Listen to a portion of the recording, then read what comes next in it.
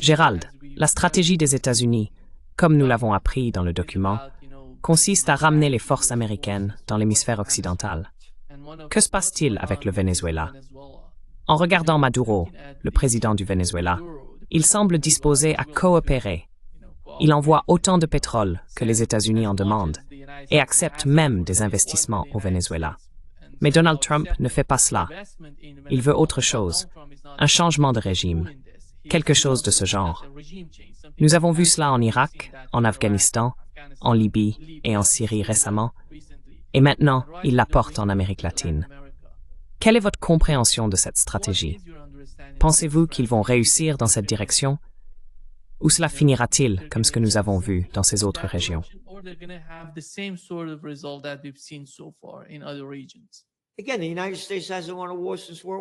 Encore une fois, les États-Unis n'ont pas gagné de guerre depuis la Seconde Guerre mondiale.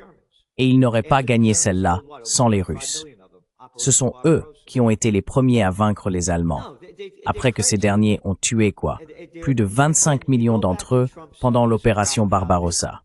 Non, ils sont fous. Encore une fois, on revient à Trump qui vendait son discours selon lequel il faisait cela à cause des trafiquants de drogue. Pourquoi ne pas revenir à 2019 et 2020 quand il était président? Il traitait Maduro de socialiste, de communiste. Il faut renverser ce gouvernement. Vous pouvez vérifier, regardez son discours sur l'état de l'Union à l'époque. Il avait ce petit garçon insignifiant, ce petit clone, Juan Guaido. C'est le vrai président, disait Trump. C'est le vrai président. Et tous les petits garçons et les petites filles, toute la racaille du Congrès, lui ont fait une ovation debout.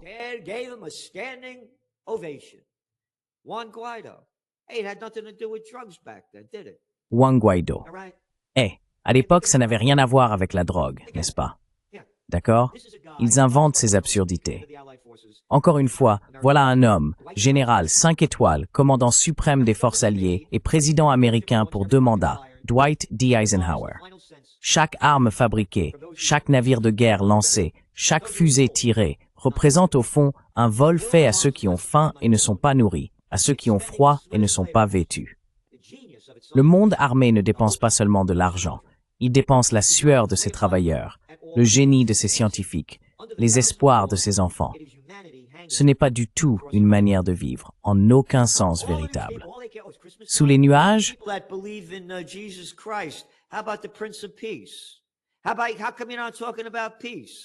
pourquoi tu ne parles pas de paix? Regarde le clone qui a eu ce nouveau pape, le pape de la dope. J'ai été à l'école catholique. Ils m'ont bousillé, mec. J'avais une nonne qui m'a tabassé quand j'avais 10 ans.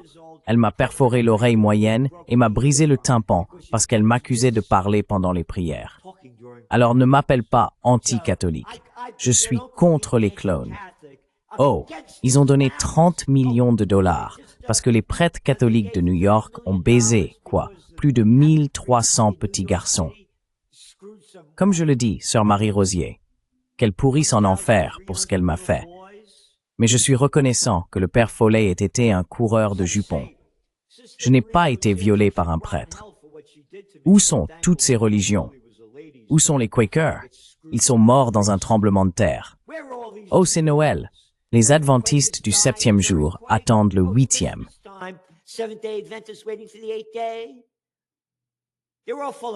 Ils sont tous pleins de conneries. Ils ne font rien pour la paix. Alors tu demandes, qu'est-ce qui se passe au Venezuela? Qui s'en fout? Oh, la grande nouvelle, c'est ce type Rainer. Son fils l'a tué. Première page. C'est terrible ce qui est arrivé.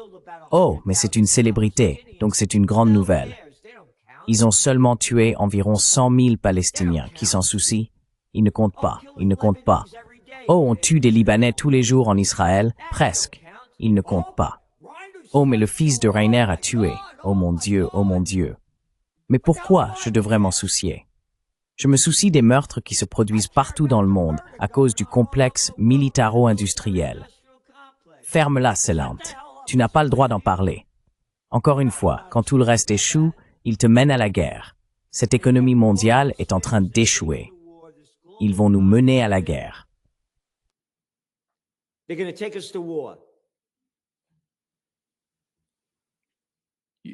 Tu parles d'une guerre avec la Chine.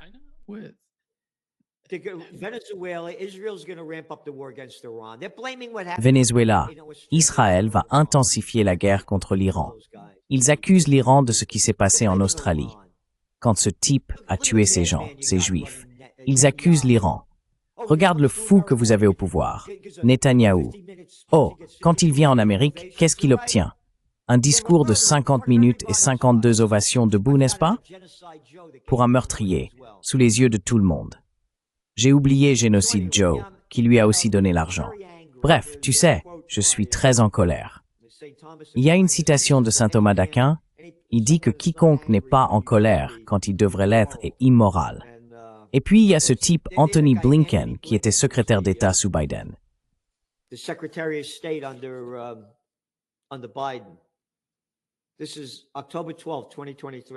Nous sommes le 12 octobre 2023. Je viens en Israël non seulement en tant que secrétaire d'État des États-Unis, mais aussi en tant que juif. Qu'est-ce que ça peut bien me faire de savoir quelle est ta religion? Tu es secrétaire d'État. Garde ta religion pour toi. Encore une fois, regardez ce qui vient de se passer avec CBS. Ils ont pris le contrôle. Ils ont mis cette Bari Weiss là-dedans et cette Ellison, pro-sioniste. Il n'y a plus de médias. Et encore une fois, tous mes amis juifs, 5 sur 6, sont totalement opposés à ce que fait Israël. 5 sur 6, totalement opposés. Alors ne me traite pas d'antisémite. 3 de mes 4 dernières petites amies étaient juives. Je ne veux pas entendre ces bêtises. Donc si j'étais contre Mussolini, je serais anti-italien, c'est ça?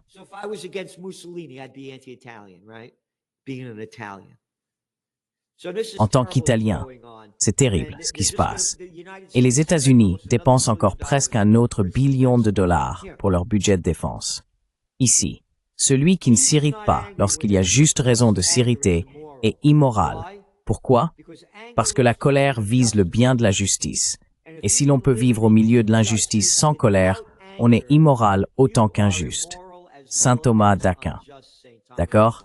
Donc je suis en colère. Je suis en colère à cause du massacre d'innocents et parce qu'ils volent mon argent pour le faire. Et ils ont inventé ce mot qu'ils appellent impôts. Ce ne sont pas des impôts, c'est du vol. Et les puissants ne les payent pas. Ils ne payent presque rien comparé à ce que nous, les petites gens, payons en proportion.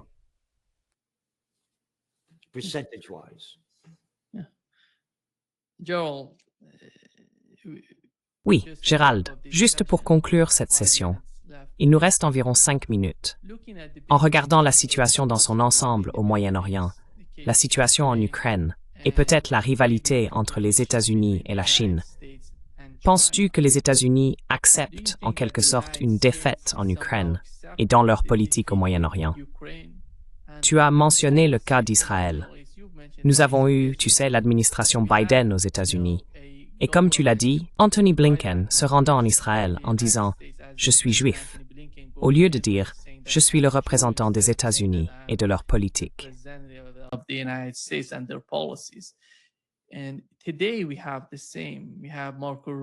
Et aujourd'hui, nous avons la même situation. Nous avons Marco Rubio, qui a été soutenu par le lobby israélien aux États-Unis et qui est maintenant le secrétaire d'État et aussi le conseiller à la sécurité nationale de Donald Trump. Comment voyez-vous la différence entre les deux administrations, l'ancienne et l'actuelle, en ce qui concerne ce type de guerre et de politique étrangère qui favorise davantage de conflits au Moyen-Orient, contre la Chine sur le plan économique et dans le cas de l'Ukraine?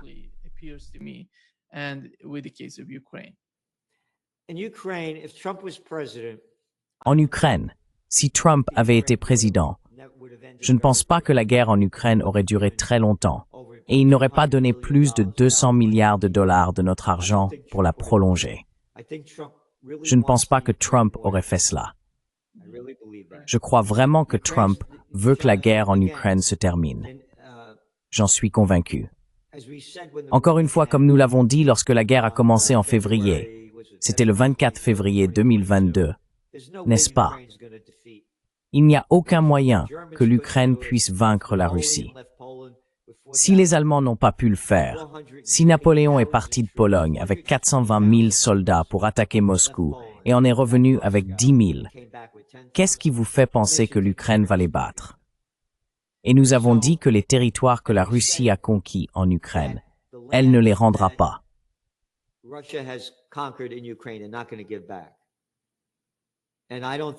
Et je ne pense pas que l'Ukraine va... Je ne sais pas. Mais je ne pense tout simplement pas qu'elle acceptera de laisser la Russie garder ses terres. Sur le front chinois, il n'y a aucun moyen pour les États-Unis de battre la Chine. La Chine possède la plus grande flotte navale du monde. Elle compte 1,4 milliard d'habitants et est très avancée sur les plans scientifiques et technologiques. Encore une fois, grâce à Bill Clinton, qui a fait entrer la Chine dans l'Organisation mondiale du commerce, et aux industriels occidentaux qui ont donné à la Chine toute l'industrie lourde et la haute technologie qu'elle n'avait pas. Qui est le leader des véhicules électriques? La Chine. L'un après l'autre, les secteurs où la Chine va dominer le monde. Et les affaires de la Chine, ce sont les affaires. Les affaires de l'Amérique, c'est la guerre.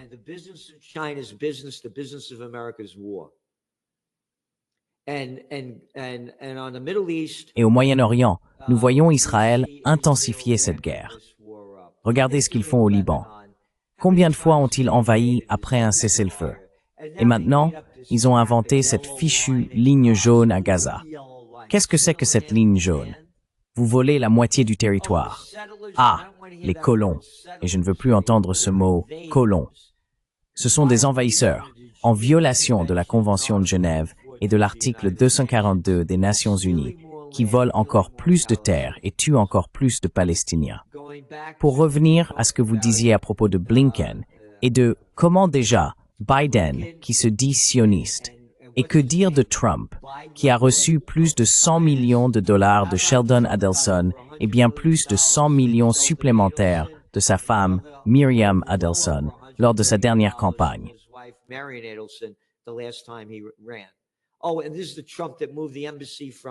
Oh, et c'est ce Trump-là qui a déplacé l'ambassade de Tel Aviv à Jérusalem. C'est ce Trump-là qui dit « Oh, hé, tu sais cette terre que tu as volée sur le plateau du Golan, elle est à toi. » D'accord?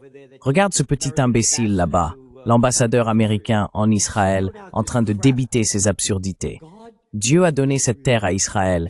Il a dit à Moïse ou à Abraham, il y a 3500 ans, que cette terre appartient au peuple juif.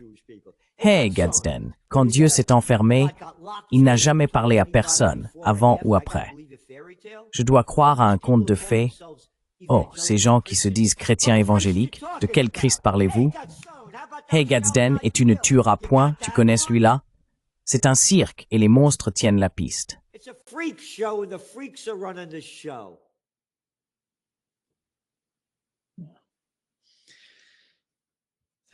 Merci, Gérald, d'être avec nous aujourd'hui. C'est toujours un grand plaisir de vous avoir parmi nous. Merci. Maintenant, j'ai le cœur brisé. J'ai le cœur brisé par ce qui se passe, le déclin de cette économie, de cette société. C'est un vrai désastre.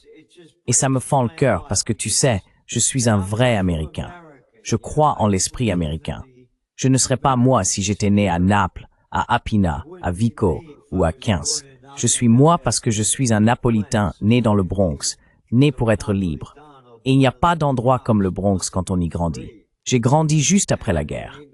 L'Amérique était à son apogée. On était libre d'être soi-même. Je me disputais avec mon père, que Dieu ait son âme, et il me disait « Petit salaud, tu crois que je te dis ce que je te dis parce que je veux que tu sois comme moi ?»